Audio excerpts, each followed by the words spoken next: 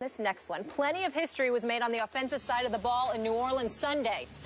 Drew Brees and Eli Manning combined for a single-game record, 13 pass TDs, and combined for 101 points. Basketball score tied for the third most points by both teams in NFL history.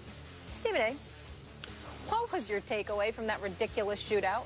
Honestly speaking, my takeaway from the game, the first thing that came to my mind was both defensive coordinators should be forced to fly commercial home. They shouldn't be allowed. I thought you were going to say they should be fired. No, because, I mean, obviously they ain't giving up 52 every week or 49 every week. But both defensive coordinators, Spagnuolo and, of course, Rob Ryan, should not even have been allowed. In Spagnuolo's case, don't even get on a team plane. In Rob Ryan's case, you know what? Just make him walk home. I mean, it's like literally, you literally owe your owners a check for this week, you know, because you clearly didn't show up on the job unless you apply for vacation and you tap it onto your vacation. You did nothing. There was no defense. I mean, the Giants' defense yesterday was so embarrassing. I mean, how many times did Drew Brees throw a touchdown? I know he had 7 touchdown passes, but how many times did he throw a touchdown pass? And you literally saw the Giants' defense looking around at one another like, what happened? You were supposed to be there. You were supposed to be. I mean, it's almost like they didn't show up to work. They just showed up in New Orleans for a game. And then the next thing you know, this kind of stuff happens. Of course, Drew Brees was sensational. Eli Manning showed up. Odell Beckham Jr. had a 100-yard-plus game. He showed up. We see what was happening here. But there was literally no defense. It looked like a Big 12 game for crying out loud. No defense whatsoever. And by the way, Tom Coughlin should be ashamed of himself, too. This man has a defensive background. This man has credentials. He's a 2-time Super Bowl champion. And talk about the identity of the New York Giants. When they won Super Bowls, it was all about their defense. With Parcells, with Tom Coughlin, okay? Led by Strahan or Justin Tucker or these boys. It didn't matter. You saw a defense. Never in my wildest dreams did I think we'd see a big blue team that was so god-awful defensively. I don't care who's hurt. I'm not even going into all those semantics. How could you look that bad? They were atrocious to the point where it doesn't even make sense to me to talk about a Drew Brees or to talk about an Eli Manning because it really, really, really doesn't matter. This Giants team that I saw ain't winning the NFC East. It's not happening. You got to be able to play defense. It's now, to me, after yesterday's performance, it's back to being about Dallas and Philadelphia, more so Philadelphia than Dallas for obvious reasons, which we'll get into a little bit later. But in the end, the Giants, I don't care about their 4-4 record. I don't care about the fact that they're in first place. You can't play defense like that and win. That was just embarrassing. That's all I took from it. I just sat up there and watched. It's like, this is not an NFL game. And if it were college, you're excited about it. But there's something about it being an NFL game that just turned you off. That you looked at the NFL and you literally said to yourself, these are supposed to be professionals. How do you look? Even when New England dropped 50 on Jacksonville didn't look like that. You know, you just got methodically picked apart by a clearly superior team.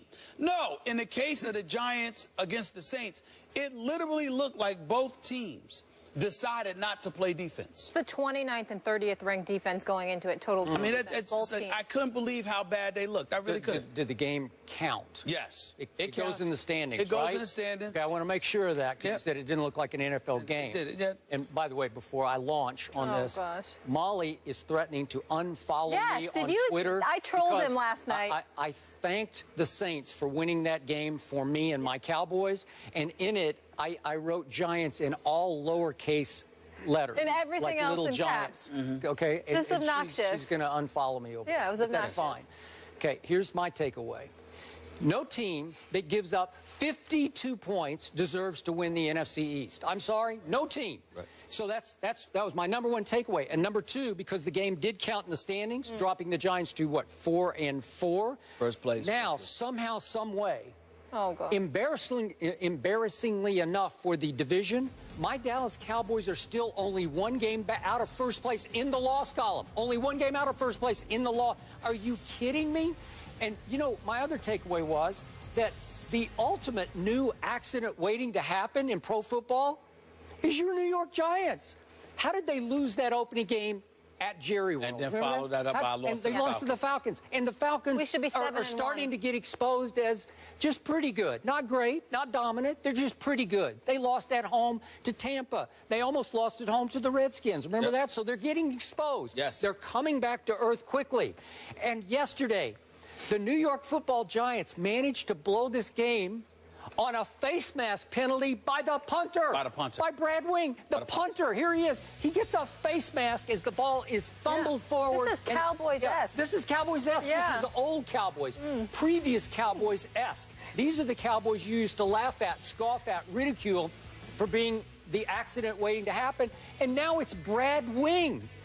Brad Wing, he gets a face mask, and all of a sudden they've got a 50-yard field goal, and the new kicker hits it, and the game is over. And here's the God's truth of what happened yesterday. Your Giants didn't deserve to win this game because your Giants were 1 out of 8 on third down. In this shootout, they still were only 1 of 8 on third down. And when you look at the total yards, your Giants had 416, which is really good. The other team's got 614, so almost 200 fewer yards do your Giants have than Drew Brees and company, right? Yeah. And the Giants did have 1 defensive touchdown on the fumble return, 63 yards. Okay, so you hang in. That actually put you ahead. But the home team had 2 turnovers, and the Giants only had 1 turnover. Yeah. So I look at what happened. Your Giants were lucky to be in the game, and then incredibly unlucky to blow the game. In the end, they come back to the pack, and the truth is, the NFC East, halfway through, it hasn't even started yet, right? It's like it's up for grabs now. It's still, I don't know, the Washington Redskins could win the NFC East for all I know. Yo, listen, they're only a game back. That's what I'm saying. They're only a game back. I mean, it's, again, Dominique Rodgers-Cromartie, I want to sort of omit him from this conversation because he makes plays. He's had 3 interceptions in the last 2 weeks. He finds a way to keep himself actively involved. Yeah. I get all of that, but I mean, this is some embarrassing stuff here. And you Spagnola, I mean, you should be ashamed of yourself. You Rob Ryan. I don't care that you won. You should be ashamed of yourself. You Rob Ryan, your defense. I mean, talk about somebody that lost his luster.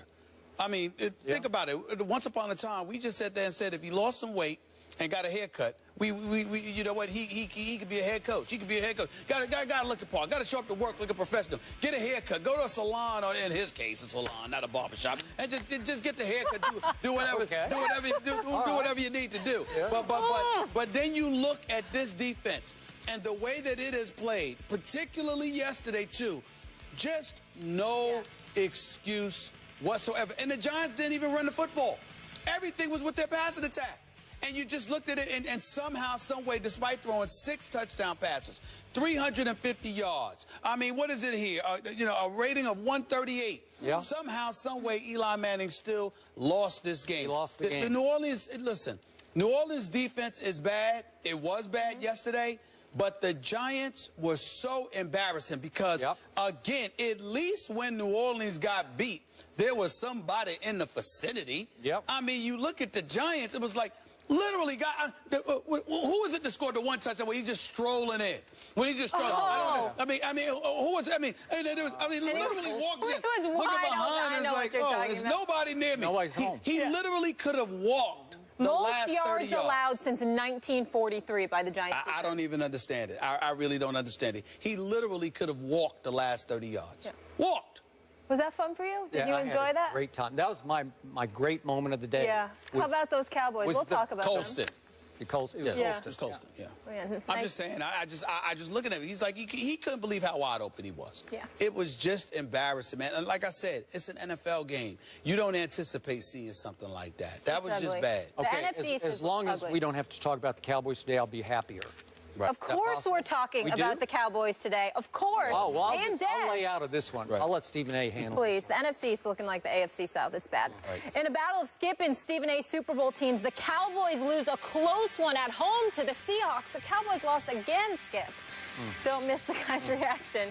And we're here for your Monday motivation. Check us out on our IG page right now, where I give you the complete rundown. Oh, it's been a long, long time since the Cowboys won. Look at that video right there. That looks exciting. Can't wait to go to Instagram.